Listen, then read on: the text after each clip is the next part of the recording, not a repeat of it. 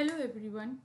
Today's topic is bioethics, and uh, in this video we will discuss many aspects of bioethics like medical ethics and bioethics. इन दोनों में relation क्या है, principles of bioethics, कौन कौन से principal bioethics के field में काम करते हैं, areas of focus in bioethics, bioethics किस एरिया में फोकस करती है, and challenges and contemporary issues और एथिकल इश्यूज इन बायोएथिक्स। ये हम वीडियो में करेंगे इस टॉपिक के अंदर, और ये वीडियो दो पार्ट में डिवाइडेड है, lecture 1 and lecture 2. So first of all, introduction. So the term bioethics is a combination of two Greek word, bios plus ethos. ठीक है, ये दो वर्ड का कॉम्बिनेशन है, BIOS plus Athos. BIOS means life and Athos means moral nature और behavior. It was coined in 1927 by Fisher in an article about a bioethical imperative regarding the use of animals and plants in scientific research. In 1970, the American biochemist Van Rensselaer Potter used the term to describe the relationship between biosphere and a growing human population. Bioethics is both a field of study and professional practice interested in ethical issues related to health, including those emerging from advance in biology, medicine, and technology. So, basically bioethics का establishment कौन से time में हुआ, एक particular time देना मुश्किल है, लेकिन उसका धीरे धीरे उसकी शुरुआत कैसे हुई वो हम इन चीज़ों से जान सकते हैं कि कब बायोएथिकल टर्म यूज़ हुई, कब वो एज अ सब्जेक्ट पढ़ने में आया, उसके धीरे धीरे पब्लिकेशंस उसके बारे में ज़्यादा होने लगे, उसके मुद्दे क्या हैं, ये सब इम्पॉर्टेंट है. सो बायोएथिक्स के बारे में जैसा कि मैंने कहा कि ये टर्म किसने यूज़ की, ये जानना बहुत ज़रूरी है. The Van Rensselaer Potter first proposed the term for a science of survival in ecological sense, that is an interdisciplinary study aimed at ensuring the preservation of biosphere. Then, bioethics is a relatively young field of study and professional practice that emerged in early 1960 and mid 20th century. ये एक एक रफली time period है ये bioethics के बारे में. Exact बताना मुश्किल हो जाता है जब भी कोई फिलॉसफी, जैसे कि मान लो हम फेमिनिज्म के बारे में बात करें, तो आप एक पर्टिकुलर डेट या मंथ नहीं दे सकते. वो एक टाइम पीरियड होता है बीच में कि सेंचुरी में ये डिसिप्लिन ग्रो करना शुरू किया था. As a response to a growing awareness of ethical dilemma arising from advance in medicine, bioethics and technology. तो जिस तरह से टेक्नोलॉजी बढ़ती गई बायोलॉजी के फील्ड में, मेडिसिन के फील्ड में टेक्नोलॉजी बढ़ती गई, उसके साथ एथिकल डायलेमा भी बढ़ती चली गई. So it was influenced not only by advance in life science, particularly medicine, but also by the significant cultural and societal change taking place at the time, primarily in the West. So it addressed the moral dilemma and concern that emerge as we make profound discovery in genetics, biotechnology, medical treatment, and other area of life science. Bioethics seeks to provide ethical frameworks, guidelines, and thought out discussion or that help individuals, professionals, policymakers, and society navigate complex decisions in healthcare and research. So, further, कि इस तरह से हम कह सकते हैं कि bioethics का राइज इस तरह से हुआ, वो किस तरह से ग्रो किया. So this terminology never become widely established. However, and instant bioethics came to the refer to the growing interest in the ethical issue arising from healthcare and biomedical science.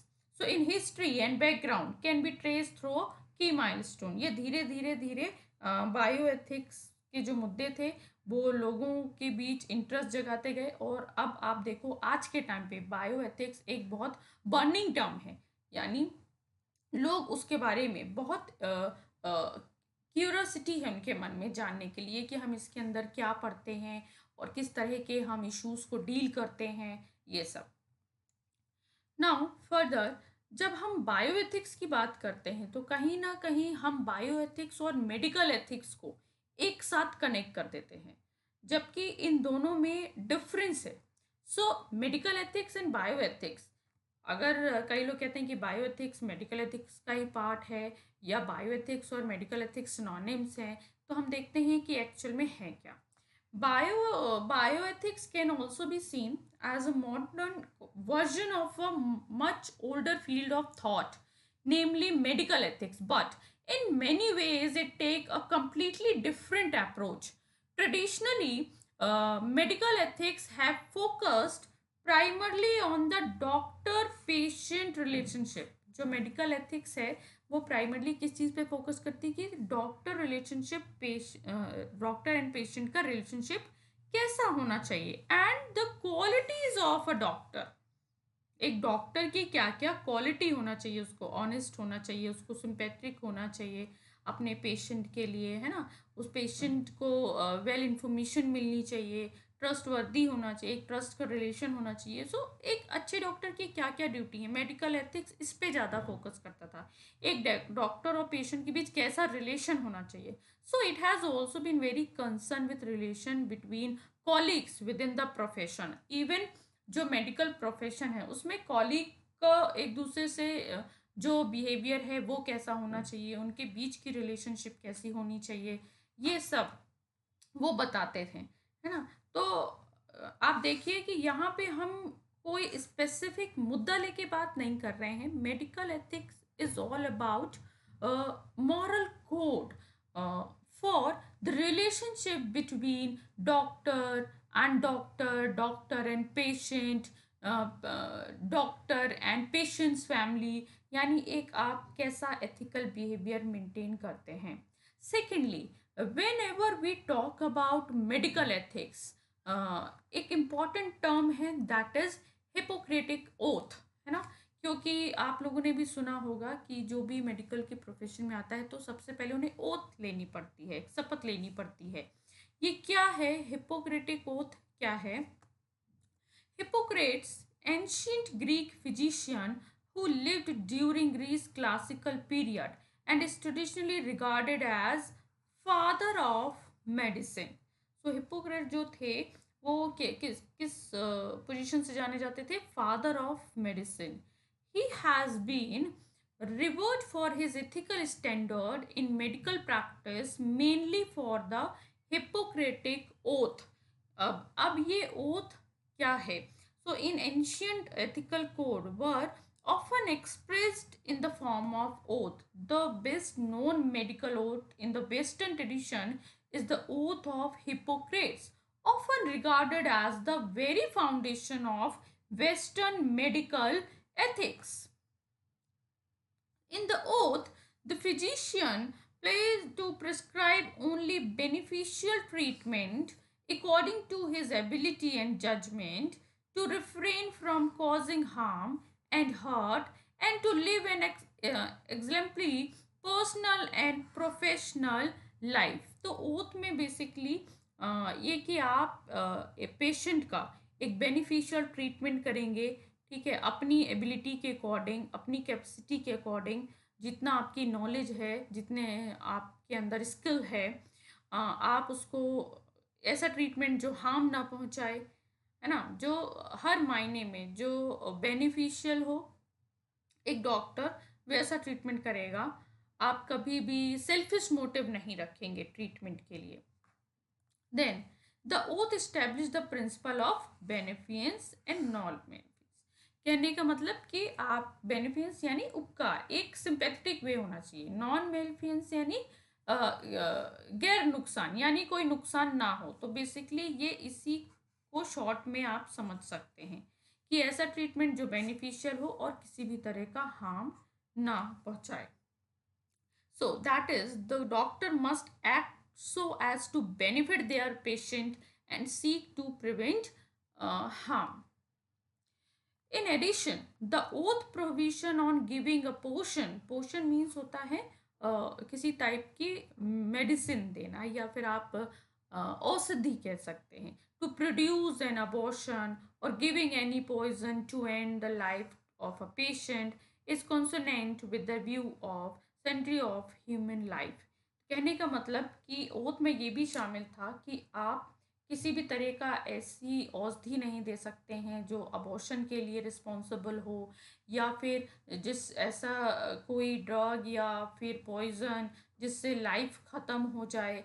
ये क्योंकि एक डॉक्टर की duty क्या है, in any condition to save the patient. ये एक traditional value है medical profession की। तो कहते हैं कि इसी तरह इसलिए इस ओथ में वो सारे कोड हैं जो डॉक्टर की एथिक्स को शो करता है। नाउ अब ये तो है अबाउट मेडिकल एथिक्स। अब मेडिकल एथिक्स और बायो एथिक्स में क्या डिफरेंस है, तो हम पढ़ते हैं bio ethics. So on the other hand, bio ethics is a more critical and reflective enterprise. क्योंकि हम थ्योरी को सिर्फ एक्सप्लेन नहीं कर रहे बायो एथिक्स में, हम क्या कर रहे हैं, हम थ्योरी का या टॉपिक का क्रिटिकली एनालिसिस कर रहे हैं। हम एक कहते हैं ना, एक तो होता है कि चीज़ को आप एज इट अपना लो, ठीक है, जैसी वो है कि हमें ये थ्योरी दी गई या कोई फॉर्मूला दिया गया तो हमने उसको एज इट एक्सेप्ट कर लिया। बट दूसरा है कि आप उसे जज करो, आप उसे एनालाइज करो, अपनी क्रिटिकल थिंकिंग का यूज़ करो। So not limited to the questioning the ethical dimension of doctor-patient and doctor-doctor relationship, bioethics goes beyond the scope of traditional medical ethics in many ways. कि इन दोनों में डिफरेंस है, और doctor patient की relationship से हटकर bioethics इसके beyond भी जाती है। किस तरह से जाती है? So if I am talking about the goal. So its goal is not the development of a code or set of precepts, but a better understanding of the issues. तो बायोएथिक्स का एम केवल moral principal को develop करना नहीं है, बल्कि एक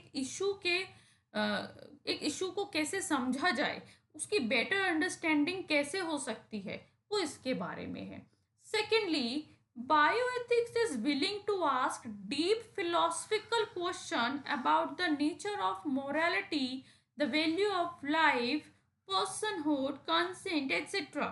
So bioethics किस तरह के, एक तो philosophical क्वेश्चन करता है किसके बारे में, कि मोरालिटी का नेचर क्या होना चाहिए, वैल्यू ऑफ लाइफ को कैसे हम जस्टिफाई करें, पर्सनहुड क्या है, कंसेंट का क्या मतलब है, etcetera.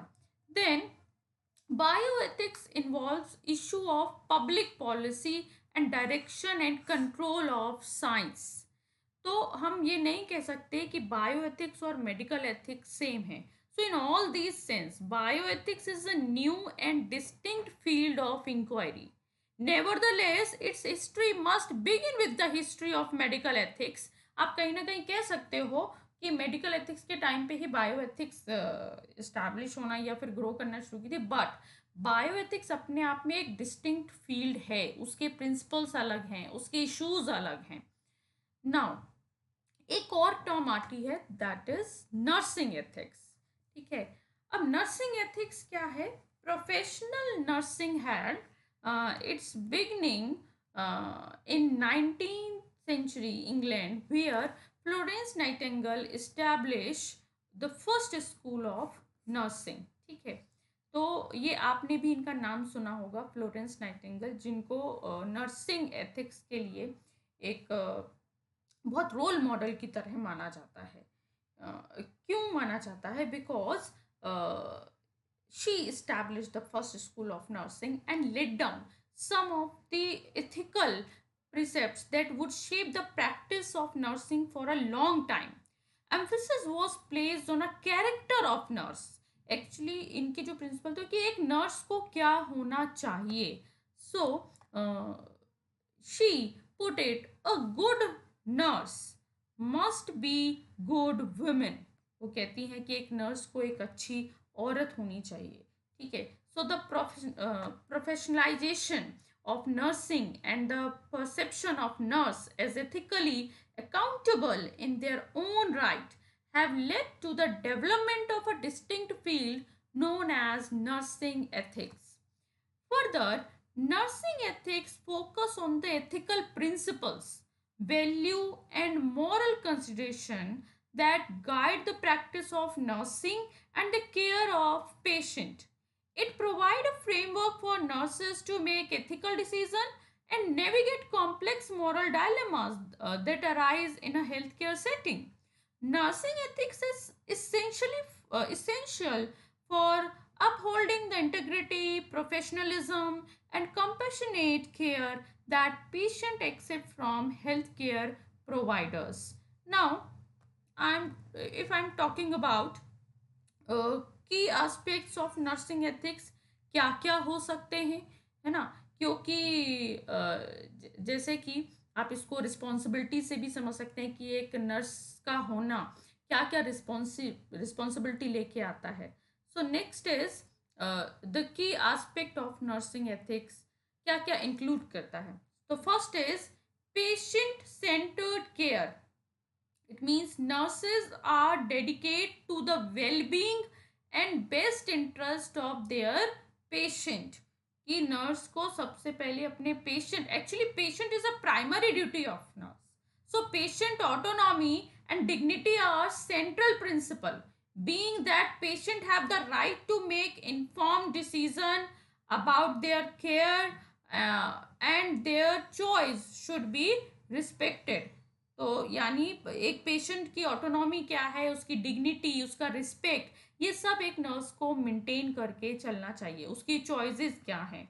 Then next is veracity. Veracity means truth telling and honesty in the communication with patient. यानी आप पेशेंट से जब भी बात करो तो ऐसा नहीं है कि वो कुछ सवाल कर रहे हैं, आप उनका स्ट्रेट फॉरवर्ड आंसर ना दो या उन्हें सच ना बताओ, कुछ छिपा जाओ, है ना. तो जो कम्युनिकेशन है वो ट्रस्ट के रिलेशन पे होना चाहिए. Then professional boundaries.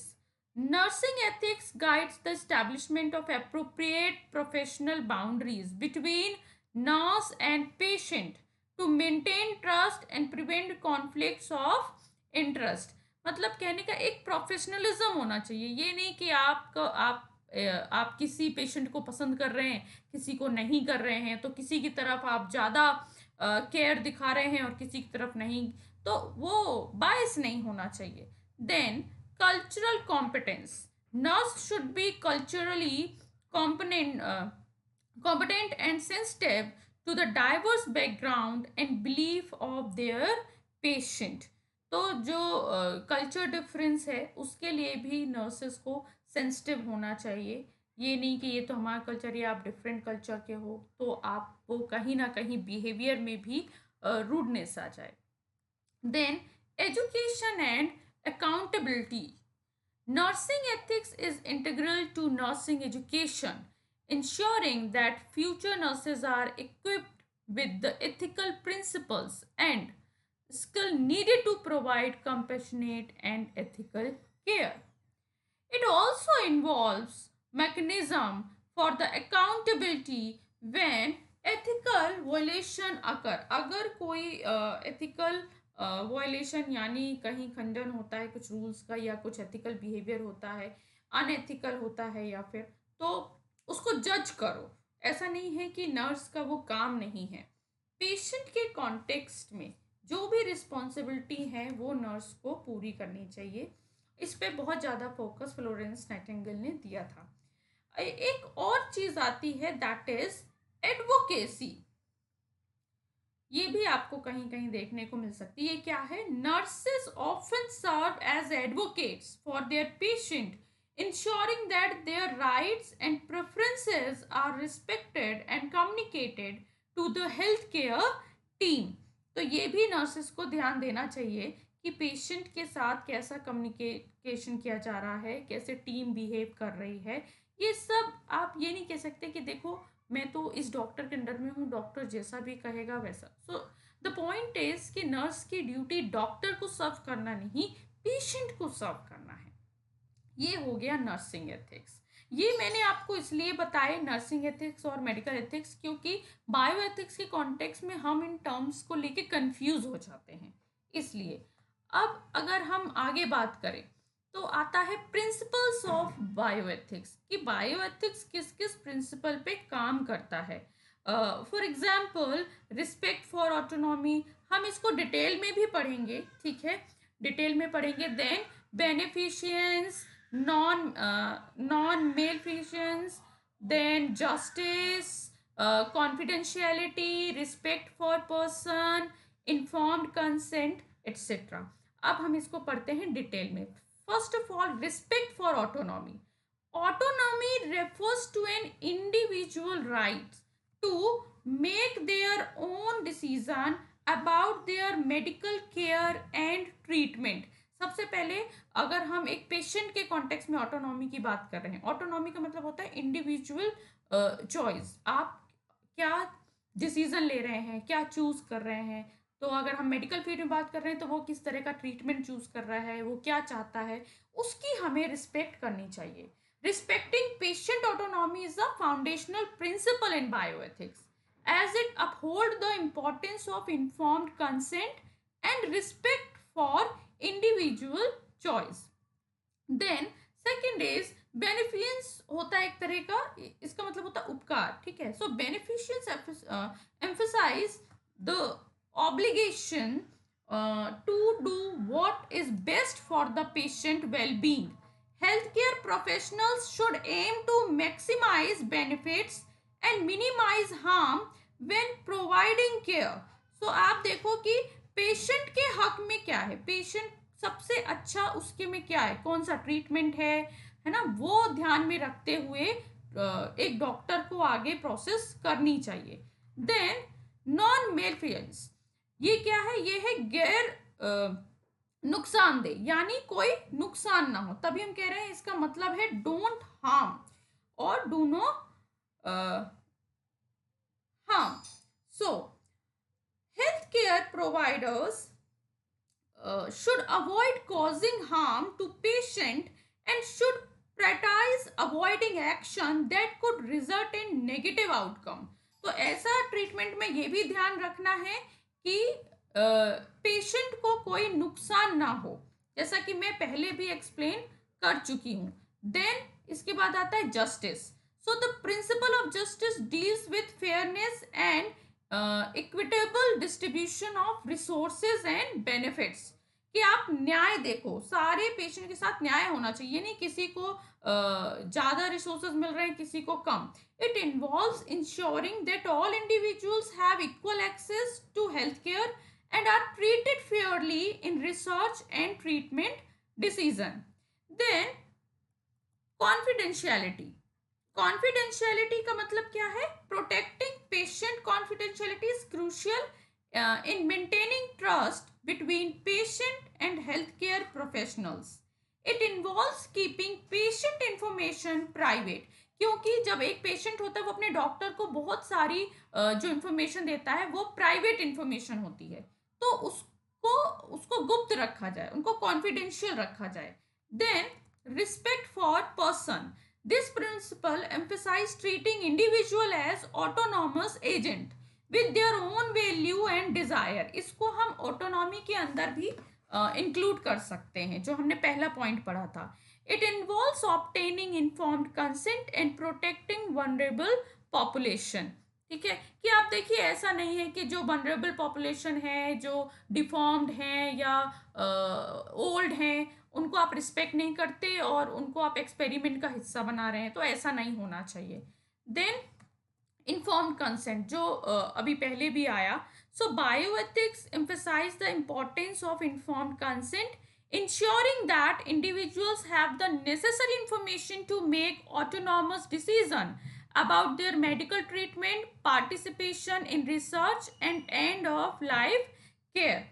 So these discussion contributed to the growth of bioethics, कि हम bioethics के अंदर क्या क्या पढ़ते हैं. The increasing demand for organ transplantation, ये सब टाइम के साथ बढ़ते जा रहे हैं और बायोएथिक्स में एथिकल इशू बढ़ते जा रहे हैं. तो हमें इनके प्रिंसिपल के बारे में बहुत जानना ज़रूरी है. उसके बाद हम नेक्स्ट वीडियो में इसे कंटिन्यू करेंगे. Thank you so much.